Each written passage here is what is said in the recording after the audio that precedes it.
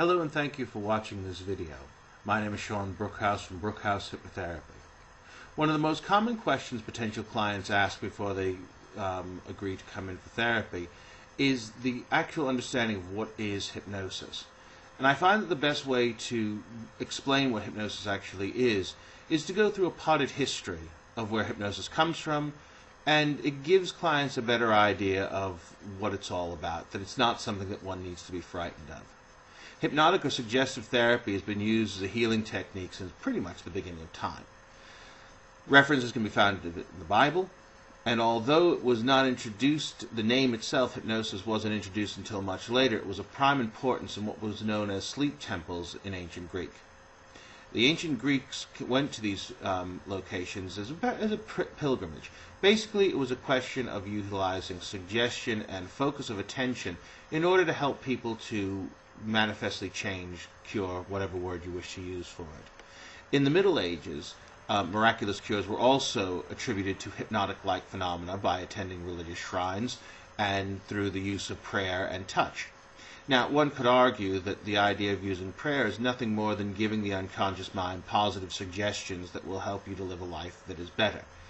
This is not in any way to say that prayer is not a valid form of spirituality, and that hypnosis and spirituality do not contradict one another.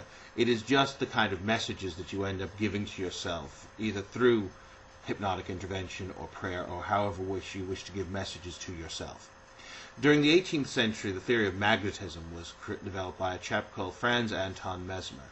He argued that plants and the planets and the moon influenced us through their effects on magnetic fluids which were occupying space all around us, including within our bodies.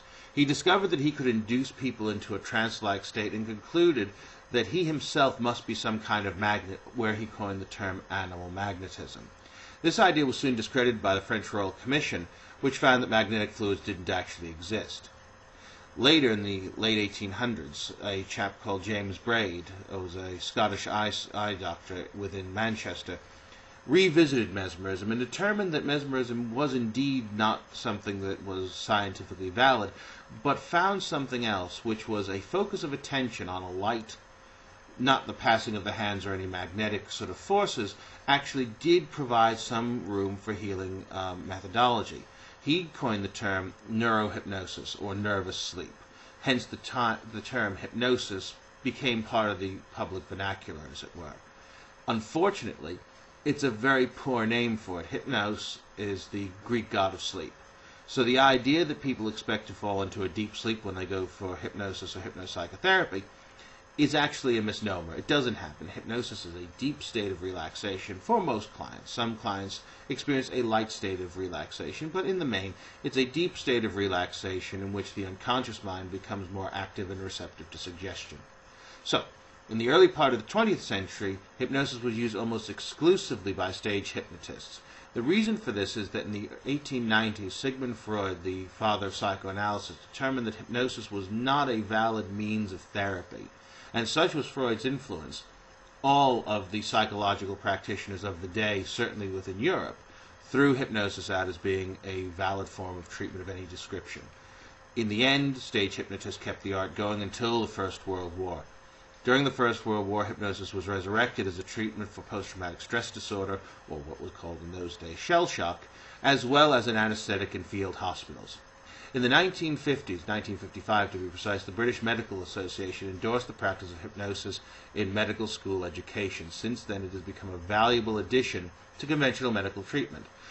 Hypnosis is more than that, of course. It is also a valid form of psychotherapy, where we help clients to deal with behavioral, emotional issues that they deal with in their ordinary day-to-day life in a more rapid style than traditional counseling or psychotherapy usually allows, in terms of weeks as opposed to months of treatment for conditions like anxiety, light depression, behavioral modification like losing weight or stopping smoking. All of these things are able to be worked with hypnosis. Now, if you want another topic on these videos, or if you have something you would specifically like me to talk about, I'm more than happy to oblige.